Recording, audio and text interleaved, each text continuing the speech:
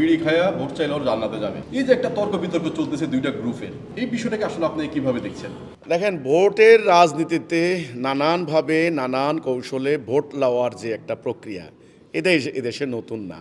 এখানে তিন ধারার রাজনীতি আছে। একটা হলো ধর্মভিত্তিক রাজনীতি, ধর্মকে ব্যবহার করে উপজীব্য করে যারা পলিটিক্স করছেন একটা।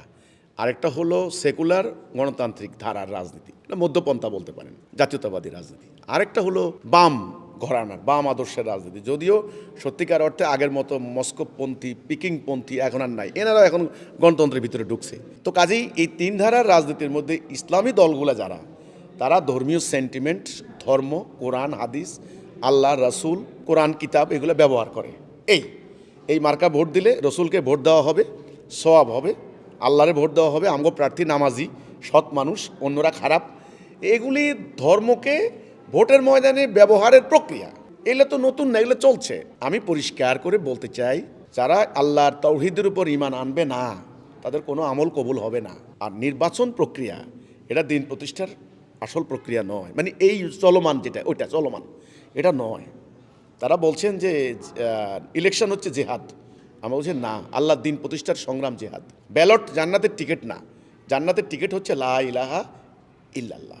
এখন কে যেন বলল যে বিড়ি খাইয়াও যদি পাল্লায় নাকি কিসের ভোট দিলে সওয়াব হবে। তো এখন আসলে ওই তো সামনে নির্বাচনকে সামনে নিয়ে এখন ধর্মকে ব্যবহার করছে। এটাই তো আমরা বলছি যে রাজনীতিতে ধর্মকে ব্যবহার না করা। এখন সেকুলার দলেরাও করেছেন, ইদানিং বাম দলেরাও ধর্মকে ব্যবহার করছেন। দেখেন না, নির্বাচন আসলে আপনার হলো হজ করতে যায়, মাজারে যায়, মাজারে সিন্নি দেয়, ইমাম সাহেবের পাশে দাঁড়ায়, জুমার নামাজ পড়ায়, মাদ্রাসা অনুদান দেয়, লম্বা দাড়ি রাখে, দাড়ির মধ্যে কলপ লাগায়। তো এগুলো তো ধর্মকে ব্যবহার করা হচ্ছে আসলে। ওই যে এরশাদ কী করলো, রাষ্ট্রধর্ম ইসলাম ঘোষণা দিয়ে একটা চালবাজি করলো। ইসলাম কায়েম হয়েছে? হয় নাই। আবার তো কী বললো, বিসমিল্লাহ সংবিধানের আগে। এটা কি হইলো কি না, ইসলাম কায়েম হইলো কি না? হয় নাই।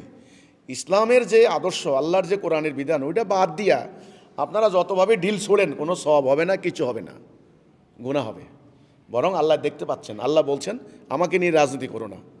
কেন কথা বলছো, কী জন্য কথা বলছো? আমি তো জানি নির্বাচন সামনে আসবে, নমিনেশন নেবা, প্রার্থী হইবা, এই জন্য মসজিদ বানাইছো, মাদ্রাসা বানাইছো, স্কুল বানাইছো। নির্বাচন আসলে বলবা আমি এতখানা মসজিদ দিছি, এতখানা মাদ্রাসা দিছি, আমাকে এখন ভোট দেন।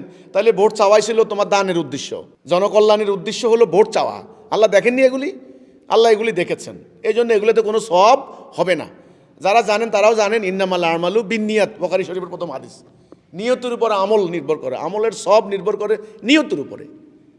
তো যারা দুনিয়াবি স্বার্থ হাসিলের জন্য ভোটের ময়দানে ধর্মকে ব্যবহার করে, এটা সওয়াব তো হবেই না, গুনাহ হবে আরও।